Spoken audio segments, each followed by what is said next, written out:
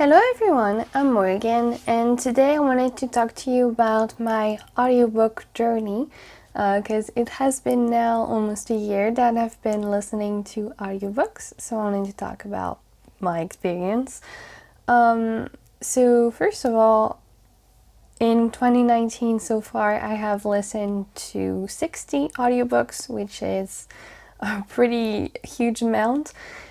So they have completely changed my life because obviously, like, you can listen to audiobooks while you're doing cooking or going outside or whatever you are doing. And so it's just so great to implement that into your life, and that way you can read more and more every time. And so what I want to talk about as well is what I've been using for audiobooks. So I started first by using Scribd, and also this video is kind of inspired by a series that Mora from Bookslikewhoa has done. She has done a video talking about Scribd and Audible in kind of a detail. I will link to those down below as they're really interesting, I thought. And she talks about how much they cost and if they're worth it, basically. And so I kind of wanted to touch on that as well. So yeah, I started using Scribd at the beginning of January, and you originally get 1 month free, but if you get someone who gives you like their code, like I can give you mine, I will put it in the description if you want. You can get 2 months free instead of 1, and I can get 1 as well. This is not sponsored, but if you want to try, this could give you 1 more month to try for free. So the thing is with Scribd, as people have talked about a lot, is that they pretend that you can listen to audiobooks unlimited, but that is not true. Though, to be fair, I've never been limited before. I had read like 10 audiobooks or something like that. So even if it is limited to 9 or 10, it's still well worth its price. I personally pay around 30 euros. So because I pay in dollars, and so it's less in euros, but I think it's like $9.99. It's available pretty much anywhere, so it's really nice. And as you can say, so it's not really unlimited, but you still get access to a lot of audiobooks, and that way, as I said, you can read so much more.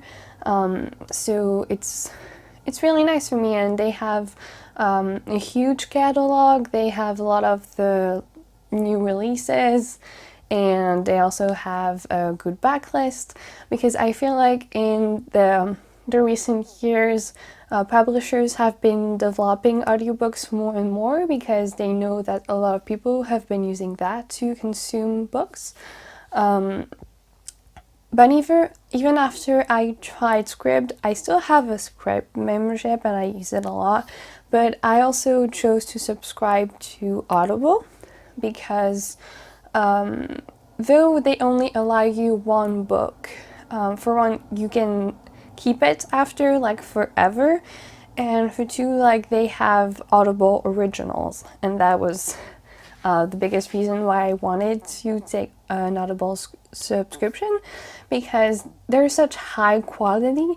Like, for one, some audiobooks that I have loved this year have been the one for Skyward and Starry Side by Brandon Sanderson, and I also bought the one for Sherlock Holmes that I haven't started yet, but it's narrated by Stephen Fry. And one huge thing is that they are the only ones to have the audiobooks for Harry Potter. So I just finished listening to the 5th Harry Potter on audiobook, read by Stephen Fry again, and it was so good. Like, such a good time, and just for that, I'm just so happy to have Audible. But I would understand if you thought that like $9.99 was too much for just one book a month, because honestly, I think it's a bit expensive, but then again, it's really worth it. Like, they're high quality, whereas on Scribd you can have a lot of audiobooks, but they're not all high quality. Like, you have the most of the big publishers that make audiobooks, but you also have smaller publishers, and just pretty much I think anyone can put an audiobook on Scribd, and so sometimes it's just a really bad quality in my opinion. And another thing I wanted to touch on is that I don't like to listen to every kind of book on audiobook. So I think it's kind of an unpopular opinion, but I don't like classics on audiobook because I need time when I read a classic. Like to just stray from the story sometime and just process. And though I know I can press pause on an audiobook if I just want to think or whatever, it still requires me to press pause, whereas if I'm reading physically, and I can just stop reading whenever I want and I don't need to think about it.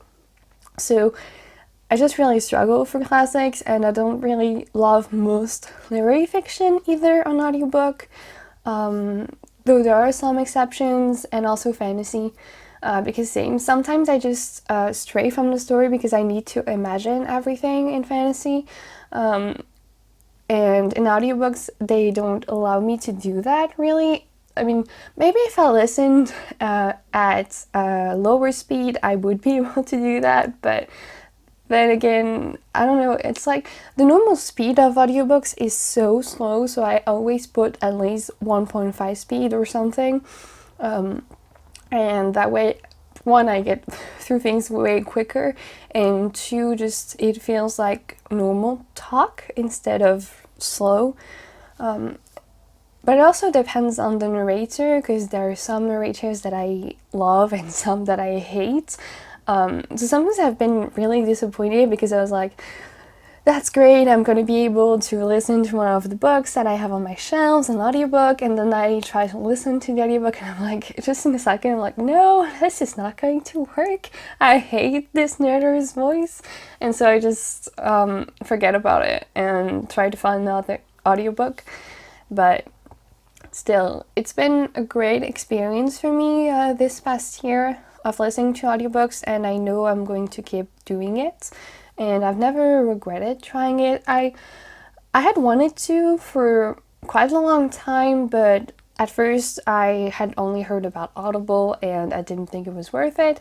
I know some people actually have access to Libby or Overdrive from their library, and I'm so jealous because I did ask my library if they had this or if they even planned to, and they were like, no, not anytime soon.